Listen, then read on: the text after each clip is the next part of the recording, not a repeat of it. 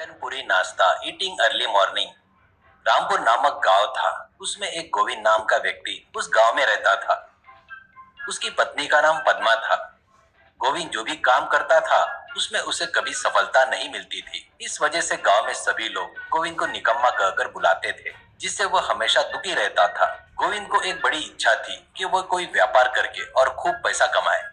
गोविंद ने अपनी पत्नी पद्मा से कहा, इस गांव के सभी लोग कहते हैं कि मैं कुछ नहीं कर सकता और मुझ पर हंसते हैं। मैं हर हाल में महान बनना चाहता हूँ ताकि एक दिन मैं उन पर हंसूं जो आज मुझ पर हंसते हैं। ऐसा कहा। पद्मा ने जवाब दिया, अरे सुनो, हमें कोई ऐसा व्यापार करना चाहिए जिससे इन लोगों को सबक मिले। उसने पूछा कि कौन सा व्यापार करना चाहिए। तभी उसको विचार आया कि गांव में एक भी नाश्ते की दुकान नहीं है। जो पंडित जी का होटल है वहाँ का नाश्ता बिल्कुल अच्छा नहीं होता। खासकर उस पूरी के बारे में कुछ कहने की जरूरत ही नहीं है, ऐसा कहता है। पद्मा ने सहमति देते हुए कहा, आप सही कह रहे हैं। पंडित जी के होटल का नाश्ता अच्छा नहीं होता, लेकिन गांव में एक ही होटल के कारण सबको वही खाना पड़ता है। आपका विचार तो बहुत अच्छा है, पर हमारे पास होटल शुरू करने के लिए पैसे तो नहीं है ना। यह सुनकर गोविंद भी सोचने लगा। तभी पद्मा अंदर गई,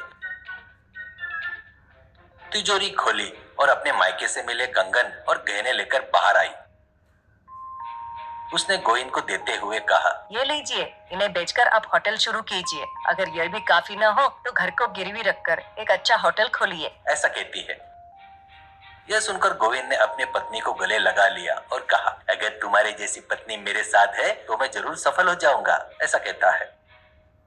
अगले दिन बिना देर किए गोविंद ने सड़क पर एक झोपड़ी जैसा होटल शुरू कर दिया। उसने उस पर गोविंद ढाबा स्टाइल होटल का बोर्ड लगाया।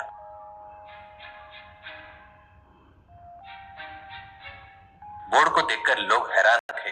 एक आदमी ने गोविंद से कहा, होटल तो बहुत अच्छा लग रहा है। गोविंद ने जवाब दिया, टिफिन भी बहुत अच्छा है सर। ऐसा कहता है। गोविंद के होटल में खाना बनाने के लिए रिंकू और टिंकू नाम के दो मास्टर रसोइयों को रखा, लेकिन इन दोनों में बिल्कुल भी नहीं बनती थी। रिंकू पूरी वड़ा और इडली बनाता था, टिंकू सब्जियां बनाता था। रिंकू हमेशा कोशिश करता था टिंकू बनाई हुई करी अच्छी ना बने, और टिंकू हमेशा कोशिश करता था कि रिंकू बनाए पूरी वड़ा और इडली अच्छी ना बने। दोनों एक दूसरे को नीचा दिखाना और खुद को बेहतर साबित करने की कोशिश में लगे रहते थे। होटल में आने वाले ग्राहक शिकायत करते थे कि नाश्ता अच्छा नहीं है। धीरे धीरे ग्राहक की संख्या कम होती गई। गोविंद ने रिंकू और टिंकू को बुलाकर कहा, अरे ग्राहक शिकायत कर रहे हैं, तुम लोग इडली पूरी और सब्जी अच्छी नहीं बना रहे हो। रिंकू ने कहा, मैं तो इडली वड़ा बनाता हूँ, वह सब अच्छा ही है। टिंकू ही सब्जी खराब बनाता है। टिंकू ने कहा, मैं सब्जी तो अच्छी बनाता हूँ, लेकिन वो रिंकू ही पूरी अच्छे से नहीं बनाता। मेरी कोई गलती नहीं है। गोविंद समझ नहीं पाया कि क्या करे। एक दिन गोविंद का जन्मदिन था। उसकी पत्नी पद्मा ने उसके लिए उसका पसंदीदा मटन करी बनाकर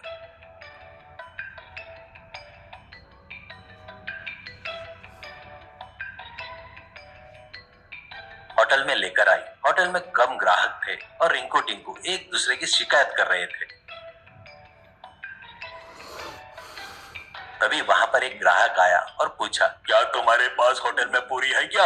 ऐसा पूछता है। रिंकू और टिंकू दोनों ने मिलकर कहा, नहीं नहीं, पूरी तो कब की खत्म हो गई, सिर्फ इडली है। खाना है तो खाओ। वह ग्राहक जाने लगा। तभी पद्मा ने उसे रोककर कहा, सर बैठिए, आपको पूरी चाहिए ना, मैं देती हूँ। ऐसा कहकर पद्मा अंदर गई। देखा कि सुबह की बनी हुई पूरी चूल्हे के पास पड़ी है। उसने वही पूरी ग्राहक को लाकर परोस दिया। ग्राहक ने थोड़ी सी पूरी का टुकड़ा खाया और कहा, अरे वाह, यह पूरी तो बहुत अच्छी है। इसे कहाँ बनाया गया? यह बहुत बढ़िया है। और आगे कहा, इस पूरी के साथ मटन करी होती तो और भी मजा आता। ऐसा कहा। पद्मा ने तुरंत जवाब दिया, सर मटन करी भी है, क्या मैं परोसूं? ऐसा कहा। ग्राहक ने हाँ कहा और ग्राहक ने मटन करी के साथ पूरी खाई और खूब तारीफ की और उसने पैसे दिए और चला गया। यह सब देखकर गोविंद और पद्मा को एक नया विचार आया। उन्होंने तुरंत रिंकू और टिंकू को बुलाया और कहा, तुम्हारी अब यहाँ कोई जरूरत नहीं है, तुम जा सकते हो। अगले दिन उन्होंने होटल के सामने एक बोर्ड लगाया जिस पर लिखा था, मटन पूरी के साथ नाश्ता केवल 6 बजे उपलब्ध रहेगा, उसके बाद आने पर नहीं मिलेगा। यह देखकर गांव के लोग हैरान हो गए। ये क्या, सुबह 6 बजे मटन करी पूरी का नाश्ता? लोग एक एक करके आने लगे और नाश्ता करने लगे। सभी लोग इसकी खूब तारीफ की। इस तरह गोविंद का सुबह का नाश्ता पूरे गांव में बहुत मशहूर हो गया। गोविंद और पद्मा को अच्छी शोहरत मिली, उन्होंने खूब पैसा कमाया और वह सफल बन गए। अब उस गांव के लोग जो गोविंद को पहले ताने मारते थे, अब उसकी तारीफ करने लगे।